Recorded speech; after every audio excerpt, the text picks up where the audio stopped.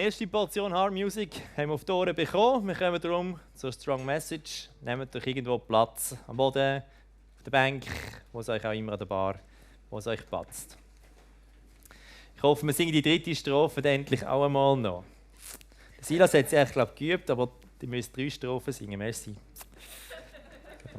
Nein, es geht ums Thema von heute natürlich, darum ist die dritte Strophe auch noch wichtig. Wir stehen.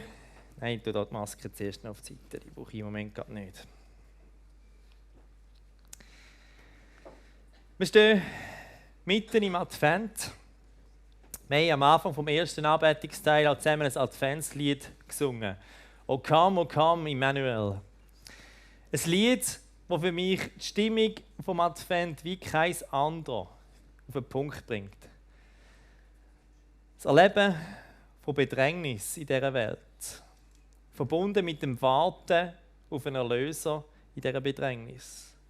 O come, Emmanuel, and ransom captive Israel, that mourns in lonely exile here, until the Son of God appear. Und gleichzeitig bringt es schon die Freude, zum Ausdruck. Die Freude aus der Gewissheit, von der Hoffnung, weil der Retter und sein Reich schon am Kommen ist und die Zeichen schon sichtbar sind, trotz der Finsternis, die noch regiert. Rejoice, rejoice! Emmanuel shall come to you, shall come to thee, O Israel. Woher kommt die Rede vom Immanuel im Advent und auch Weihnachten eigentlich? Der Remo, unser Heavy Sanctum Booker, er liest uns aus dem 1. Kapitel vom Matthäus-Evangelium.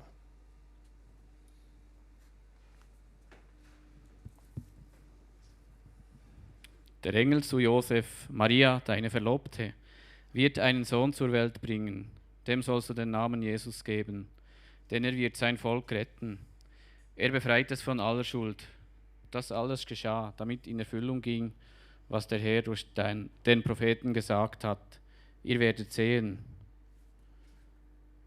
Merci. Die Jungfrau wird schwanger werden und einen Sohn zur Welt bringen. Dem werden sie den Namen Immanuel geben. Das heißt, Gott ist mit uns.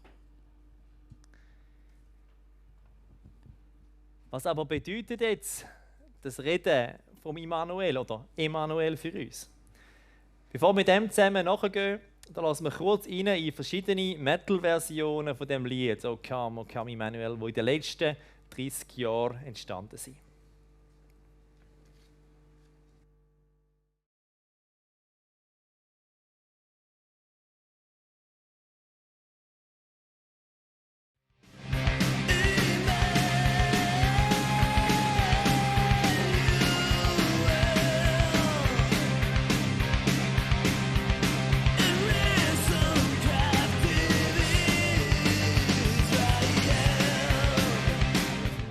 Rejoice!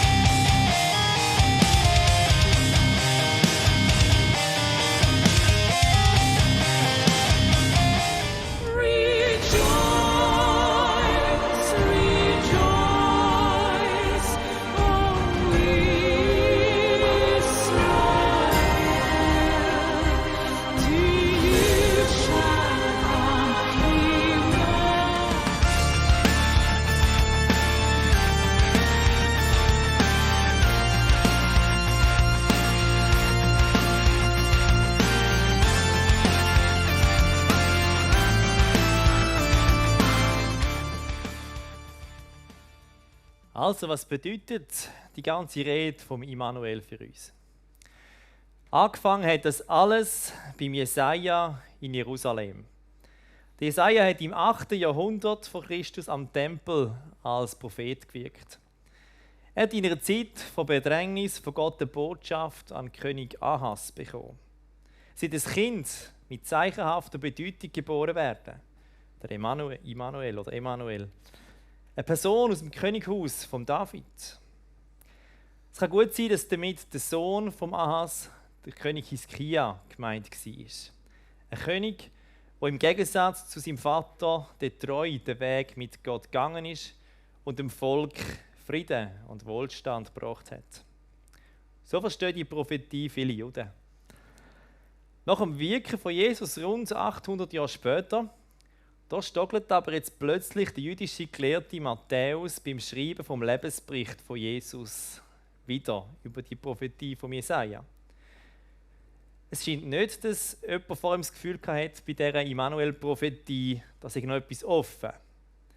Aber Matthäus, dem geht es wie Schuppen von den Augen.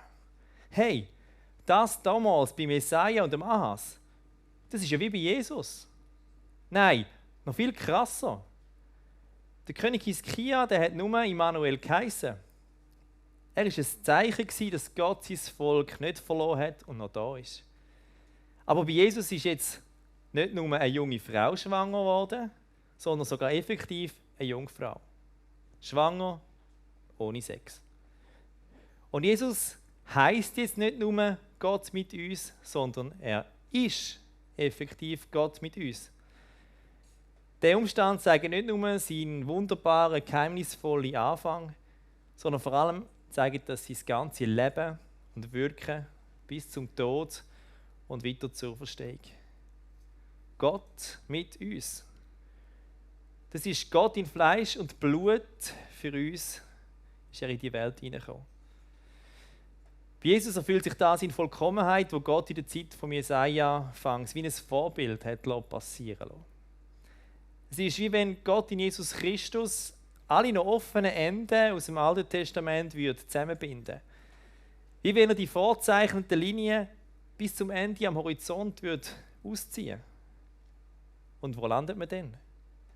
Alle Linien schneiden sich in Jesus Christus. Er ist der Jeschua, der Josua, das bedeutet Retter. Er ist der Immanuel, Gott mit uns. Und das ist das Wichtigste in der Adventszeit. Heute Abend gilt für dich und für mich Immanuel. Gott ist mit uns, mit dir und mit mir.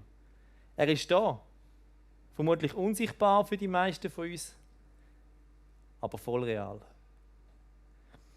Am Schluss, wo sie im Evangelium schreibt, der Matthäus, wie Jesus seinen Jüngern sagt: Seid gewiss, ich bin immer bei euch, jeden Tag bis zum Ende der Welt. Am Anfang und am Schluss Immanuel, Gott mit uns.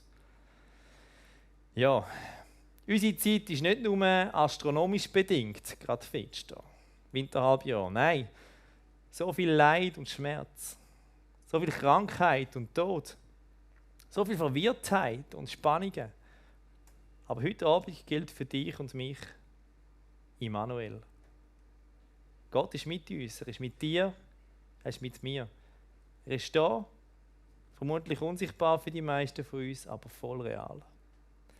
Und ja, wir leben in einer Spannung. Wir haben es schon gesungen heute Abend. Zwischen Himmel und Erde leiden wir an Zerrissenheit auf dem Weg zu dir in dieser Zwischenzeit. Wir können die Spannung nicht aufheben. Das haben die Christen immer wieder probiert. Sie sind gescheitert, auf die eine oder auf die andere Seite. Wir können die Spannung nicht aufheben. Ich habe das in den letzten Monaten ganz stark erlebt. Einerseits hat es mich und meine Frau fast verblasen wegen der Spannungen mit unserer Kirchgemeinde in Niederbipp, wegen unserer bis vor kurzem ungelösten Wohnsituation. Fast verblasen. Erschöpft. Und andererseits habe ich in dieser Schwäche Gott so stark erleben. Ich durfte sehen, wie auch noch nie, wie Gott durch mich und mein Reden und Handeln Menschen begegnet ist, wie sie tief bewegt worden sind. Fluch und Segen so nah beieinander. Das Reich von Gott, das schon abgebrochen ist und doch erst am Kommen ist. Doch dein Reich ist schon da, das heißt eben aus der 3. Strophe. Doch dein Reich ist schon da und du bist treu in dieser Zwischenzeit, Mitten in dieser Welt, doch nicht von dieser Welt. Wir gehören zu dir und doch sind wir noch hier. Ich kann dir und mir heute Abend nicht mehr sagen als das, was ich als Adventsbotschaft schon 2-mal gesagt habe voran. Ich sage es noch das 3. Mal und das muss und das wird auch länger. Heute Abend und für den Rest vom Leben, da gilt für dich und mich Immanuel. Gott ist mit uns. Er ist mit dir, er ist mit mir, er ist da. Vermutlich unsichtbar, aber voll real. Gelobt seist du, Herr, von Ewigkeit zu Ewigkeit.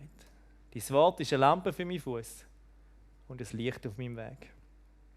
Und Gottes Volk sagt Amen.